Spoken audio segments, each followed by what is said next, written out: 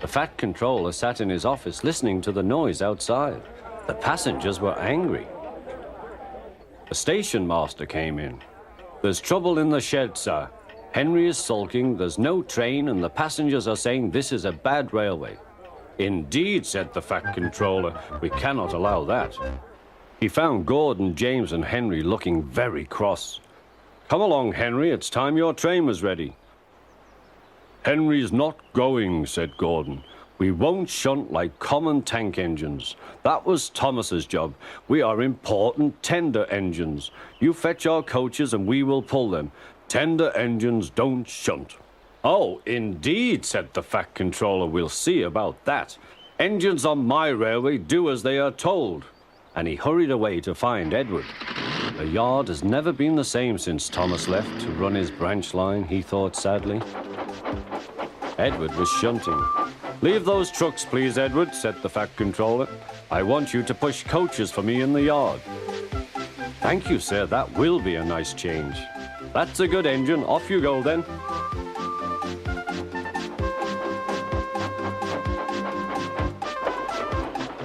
So Edward found coaches for the 3 engines, and that day the trains ran as usual.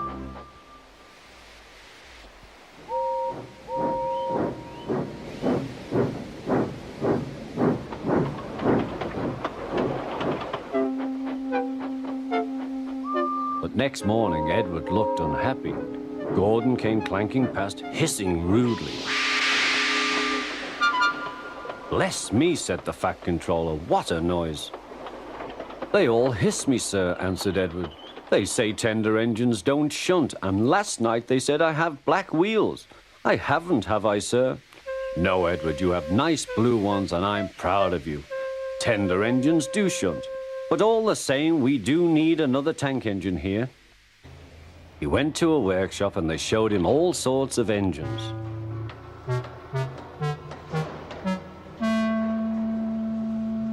At last he saw a smart little green engine with 4 wheels. "That's the one," he thought. "If I choose you, will you work hard?" "Oh, sir, yes, sir." "That's a good engine. I'll call you Percy." "Yes, sir, thank you, sir," said Percy, and the fat controller brought him back to the yard.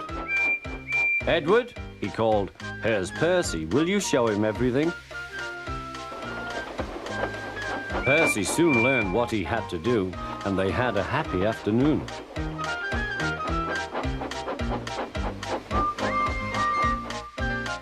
Then Henry came by, hissing as usual. "Shee!" went Percy. Henry jumped and ran back to the shed. "How beautifully you wheeshed him," laughed Edward. "I can't wheesh like that." "Oh," said Percy, "that's nothing. You should hear them in the workshop.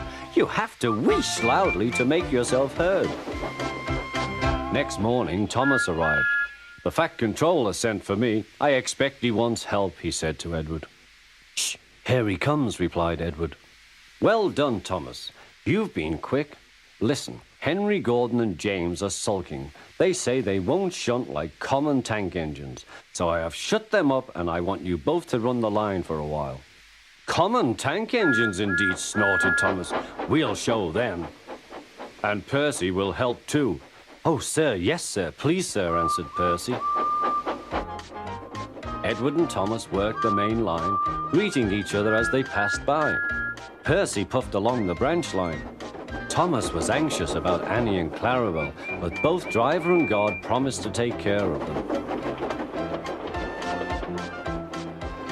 There were fewer trains, but the passengers didn't mind. They knew the 3 other engines were having a lesson. Gordon, James, and Henry were cold, lonely, and miserable. They wished now they hadn't been so silly.